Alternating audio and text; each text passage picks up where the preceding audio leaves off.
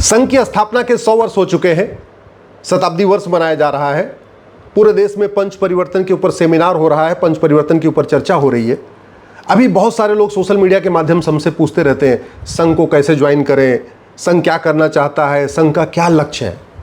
तो पहली बात तो जिन लोगों ने अभी तक ज्वाइन नहीं किया, मैं उनसे आग्रह करता हूं, सीधे सीधे ज्वाइन RSS करके आप गूगल पे टाइप करिए, आप सीधे वेबसाइट पे जाएंगे, वहां जाके अपना डिटेल अपना रजिस्टर कर दीजिए और वहां से ज्वाइन कर लीजिए। लेकिन केवल वेबसाइट पे ज्वाइन करने से आप संघ को समझ नहीं पाएंगे। संघ को समझना चाहते हैं तो आप किसी अपने आसपास पता करिए, कहीं कहीं शाखा चल रही होगी, वहां पे संघ की शाखा में मात्र 1 सप्ताह के लिए पहले जाइए। उसके बाद तो आप खुद ही जाते रहेंगे, फिर मुझे कहना नहीं पड़ेगा। लेकिन मैं आपसे कह रहा हूं, मात्र 1 सप्ताह के लिए जाइए। मात्र 1 सप्ताह के लिए अपने घर में बैठ के परिवार के साथ संघ की प्रार्थना नमस्ते सदा वत्सले मातृभूमि, उसको पूरे लय के साथ गाइए, विद फैमिली, परिवार के साथ। संघ को समझना है तो नमस्ते सदा वत्सले मातृभूमि पे बहुत सारे वीडियो भी पड़े हैं, उनको एक बार परिवार साथ मिलकर भोजन के समय, चाय के समय, अल्पाहार के समय उसको सुनिए। मैं गारंटी के साथ कहता हूं, 1 सप्ताह अगर आप संघ की शाखा में चले गए, 1 सप्ताह आपने नमस्ते सदा वत्सले मातृभूमि को ध्यान से गुनगुनाया, सुना, पढ़ा, आप पूरे संघ को समझ में आ जाएंगे। आपकी बहुत सारी धारणाएं अपने आप स्पष्ट हो जाएंगी। मैं पिछले 5 वर्षों में 500 से अधिक स्थानों पे मैंने कार्यक्रम किए हैं, यूनिवर्सिटी में, कॉलेज में, बाकी और भी ऑडिटोरियम्स में, और उत्तर से दक्षिण, पूरब से पश्चिम, मतलब सभी राज्यों में कभी किसी राज्य में 1 कार्यक्रम हुआ, किसी में 2 हुआ, लेकिन पूरे देश में जाना हुआ है। वहाँ जाके मैंने जब संघ के जो सेवक हैं उनसे बात करके मुझे समझ में आता है उनकी भावना क्या है। तो मुझे समझ में आता है कि संघ के स्वयंसेवक भारत एक सबल भारत बनाना चाहते हैं, संघ के स्वयंसेवक एक संपन्न भारत बनाना चाहते हैं, संघ एक स्वच्छ भारत बनाना चाहता है, संघ एक साक्षर भारत बनाना चाहता है, संघ एक समृद्ध भारत बनाना चाहता है, संघ एक सशक्त भारत बनाना चाहता है, संघ एक सुरक्षित भारत बनाना चाहता है, संघ एक समावेशी भारत बनाना चाहता है, संघ का लक्ष्य है स्वाभिमानी भारत, संघ का लक्ष्य है शाश्वत भारत, संघ का लक्ष्य है सदाचारी भारत। संघ के बारे में मेरी अपनी एक अलग मान्यता है। मेरा मानना है संघ का लक्ष्य है राम राज्य की स्थापना, और राम राज्य के बारे में वर्णन तुलसीदास जी ने उत्तरकांड में किया है, वाल्मीकि जी ने भी अपनी रामायण में लिखा हुआ है। राम राज्य में लिखा हुआ है, दैहिक दैविक भौतिक तापा, राम राज नहीं काहू व्यापा। मुझे लगता है संघ का यही लक्ष्य है। सब नर करहीं परस्पर प्रीति, चलें स्वधर्म निरश्रुत नीति। संघ का यही लक्ष्य है, ऐसा मेरा मानना है। अल्प मृत्यु नहीं कवनो पीरा, सब सुंदर सब बिरुस शरीरा। संघ का यही लक्ष्य है। नहीं दरिद्र को दुखी न दीना, नहीं कोई अबुध न लक्षण हीना। मेरा मानना है संघ का यही लक्ष्य है। जो उत्तरकांड में गोस्वामी जी ने लिखा हुआ है, वाल्मीकि जी ने लिखा हुआ है, संघ का लक्ष्य वही है कि भारत में राम राज्य स्थापित हो, भारत विश्व गुरु बने, भारत परम वैभव के लक्ष्य को प्राप्त हो, भारत में कोई गरीब न हो, भूखमरी न हो, कुपोषण न हो, प्रदूषण न हो। यही संघ का लक्ष्य है। संघ के स्वयंसेवक चाहते हैं कि भारत में नशा रुके, नशा मुक्त भारत बने, अश्लीलता मुक्त भारत बने, घुसपैठ मुक्त भारत बने, धर्मांतरण बंद हो।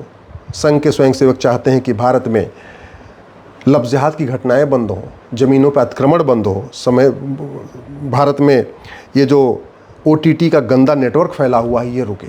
संघ के स्वयंसेवक चाहते हैं कि भारत में भारत की गुलामी का नाम हटे, गुलामी का निशान हटे, गुलामी की कुरीतियाँ ख़त्म हो, गुलामी की कुप्रथाएँ ख़त्म हो। संघ के स्वयंसेवक चाहते हैं कि भारत में गुलामी की शिक्षा बदले, गुलामी की चिकित्सा बदले, गुलामी की पुलिस व्यवस्था बदले, गुलामी की न्यायिक व्यवस्था बदले, गुलामी की प्रशासनिक व्यवस्था बदले। संघ के स्वयंसेवक चाहते हैं कि भारत एक संप्रभु राष्ट्र बने, भारत एक स्वतंत्र राष्ट्र बने। स्वतंत्र मतलब स्वयं का तंत्र, सारा सिस्टम हमारा अपना होना चाहिए, गुलामी का कुछ होना ही नहीं चाहिए। संप्रभु का मतलब न गुलामी का नाम हो, न गुलामी का निशान हो।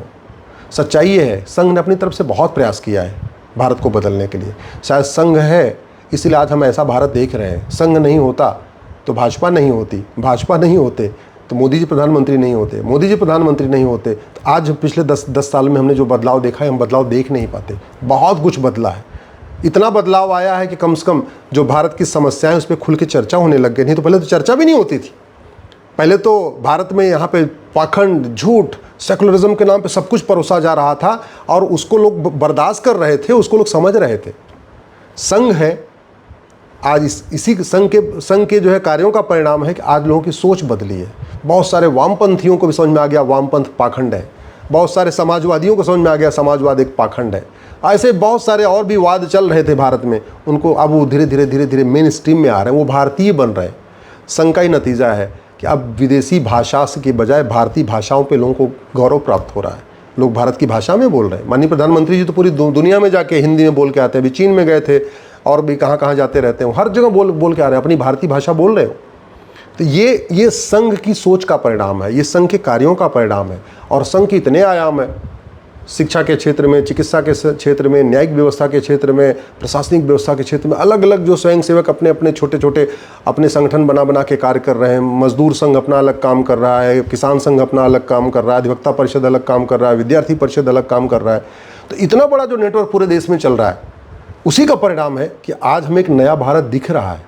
धीरे धीरे लोगों को गुलामी की चीज़ों से नफरत शुरू हो गई है। मेरा मानना है कि संघ का जो सपना था, जो गुरु गोलवलकर जी का सपना था, जो वीर सावरकर जी का सपना था, जो पूज्य डॉक्टर साहब का सपना था, या बाबा साहब अम्बेडकर का जो सपना था, भारत में जो महापुरुषों का सपना था, वो सबके सपने संघ के सपने हैं।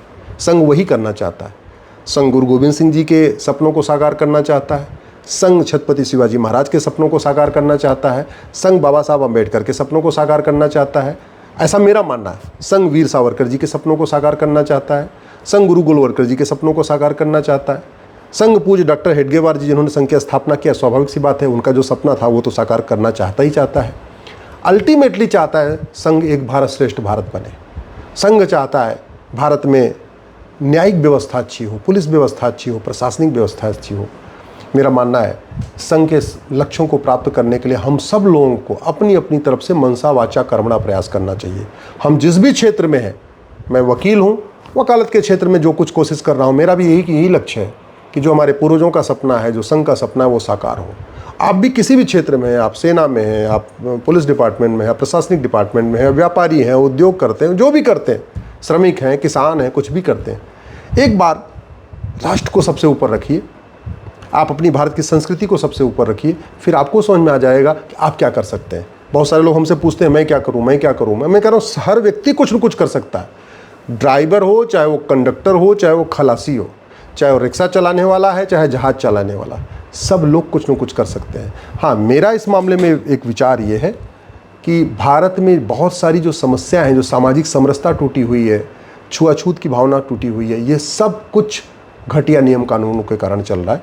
भारत में घूसखोरी है, कमीशनखोरी है, सूदखोरी है, मुफ्तखोरी है, हरामखोरी है, जमाखोरी है, मिलावटखोरी है, कालाबाजारी है, मुनाफाखोरी है, गौ तस्करी है, नशा तस्करी है, सोना तस्करी है, मानव तस्करी है, हथियार तस्करी है। ये सब जो चल रहा है वो सब इसलिए चल रहा है क्योंकि यहाँ हमने पुलिस रिफॉर्म किया नहीं, जुडिशल रिफॉर्म किया नहीं, इलेक्शन रिफॉर्म किया नहीं, एजुकेशन रिफॉर्म नहीं किया। भारत में जाति के बहुत सारे लोग पार्षद प्रधान बनने के लिए जाति का जहर घोलते हैं, भाषा का जहर घोलते हैं, क्षेत्र का जहर घोलते हैं। बहुत सारे लोग जो है सांसद विधायक बनने के लिए मजहबी उन्माद फैलाते हैं। ये सब इसलिए फैला रहे हैं क्योंकि उनको सत्ता चाहिए। सत्ता इसलिए चाहिए कि यहाँ पे कहते हैं नहीं, रिक्शा यहाँ पे जो साइकिल से चलता है वो भी पार्षद प्रधान बनते ही बाकायदा बुलेट, बोलेरो और स्कॉर्पियो खरीद लेता है। तो भारत सोने की चिड़िया है, लोग लूट रहे। तो भ्रष्टाचार के खिलाफ कठोर कानून ज़रूरी है। संघ का सपना साकार करने के लिए दो चीज़ों की तत्काल आवश्यकता है। शिक्षा में संस्कार हो और कानून का खौफ हो। भारत में आज भी जो 65 एजुकेशन बोर्ड चल रहे हैं, इनको ख़त्म करने की ज़रूरत है। मुगल चले गए तो मदरसा बंद होना चाहिए, अंग्रेज चले गए तो इसलिए missionary school, Montessori school, convent school बंद होना चाहिए।